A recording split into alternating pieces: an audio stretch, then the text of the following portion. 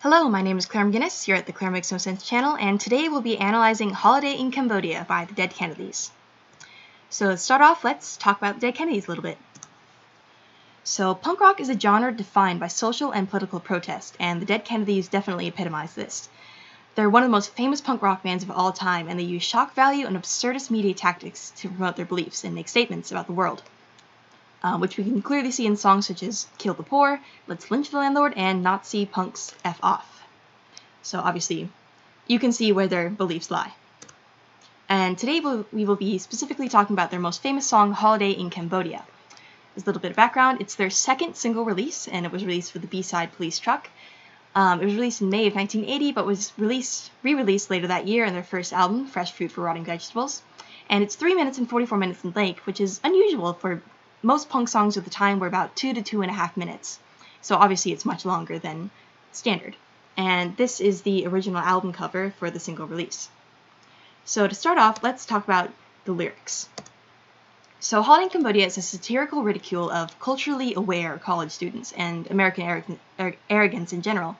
And it does this by comparing the lives of these people to the regime of the Khmer Rouge, the fascist dictatorship that dominated Cambodia from 1974 to 1979. Over 1 million people lost their lives under the iron fist of Pol Pot, the dictator of the Khmer Rouge. That's 1/4 of the Cambodian population, and obviously this was an incredibly devastating event. And America at the time was more focused on the Vietnam War, the Iranian hostage crisis, and other various political scandals, and largely ignored what was happening in Cambodia and did little to nothing to help. And basically the song's mediation on this are American ignorance and naivety surrounding the events that happen in the world, and how we think about it ourselves. And basically it's a reflection of the American society. So the song makes its point mostly by providing a contrast between the two lives. So we can see in first verses like this, it focuses more on American arrogance. So basically, you can see in lyrics such as Slum's got so much soul, back east your type don't crawl, you're in daddy's car, 5 grand stereo. It's basically saying Americans are suffering from Pollyanna syndrome. They're only looking at the positives. They're naive. They're ignorant. They think that they're culturally aware, as I was saying before, and they think they know about the problems of the world, but because we're white and arrogant and naive and rich and wealthy, we can never actually relate to the problems of these people. And this is contrasted in later verses by the life in Cambodia under the Khmer Rouge. So you'll work harder with a gun in your back for a bowl of rice a day, slave for soldiers till you starve, then your head is skewered on a stake. Obviously a very stark contrast to the last verse. And it is this contrast that makes you think about the world and your opinions and ideas and thoughts.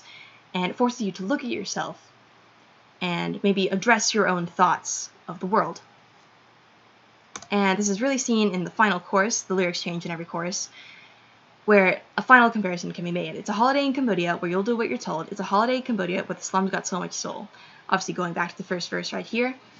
And basically this sums up the comparisons made in the song. It's a stark contrast that makes you think. And in the end, clearly the lyrics juxtapose the experiences of white, arrogant Americans to that of those living under the Khmer Rouge. And the lyrics make use of shock value and brutal imagery to make their point. As you can see in previous lines such as head skewered on a stake, 5 grand stereo. It's very blatant and obvious imagery, but it forces you to think of yourself and your ideas. And basically it acts as a mirror to society. It holds up a mirror and forces you to look at the parts of yourself maybe you don't want to look at. And it forces you to reflect on your ideas and opinions, as I've been repeating countlessly. And for a short while I'll go into the beat of the song. It's very important.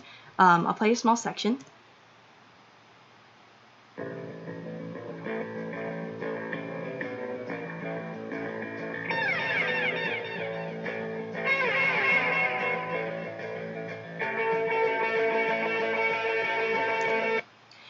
So I highly encourage you to listen to the rest of the song, but as you can tell from this short clip, it's deep, it's heavy, it's strong, it has this wonderfully unique guitar riff, and it slowly builds, it gets you excited, your heart beats faster, your adrenaline rush.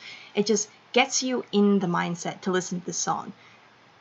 You can't ignore it. It's just shocking, it's loud, it's in your face. And basically with this, the beat reflects the lyrics. As I was saying, it's in your face, it's shocking, it's loud, it's deep, it's heavy and strong. and it forces you to pay attention to the lyrics and pay attention to the song. Like, your mind is on this song. You cannot think of anything else. And it really works with lyrics because, as we were saying before, it wants you to reflect, and the beat makes you reflect. And also makes you reflect on the controversy behind the lyrics. So obviously, most of the lyrics in the song, as we were looking at, were pretty shocking, pretty controversial, but the main thing I want to talk about today is the use of the N-word in the song. So the N-word is used in the first verse, bragging that you know how the feel cold and the slums got so much soul. And this is sung by Jello Biafra, who is white, and the song was also written by Eric Reed Boucher, who is also white. And they used this word to further mock college students who are saying they're culturally aware but still use racially insensitive language. At least this is my interpretation. And this interpretation is common, but it's still debated today, almost 40 years after the initial release of the song.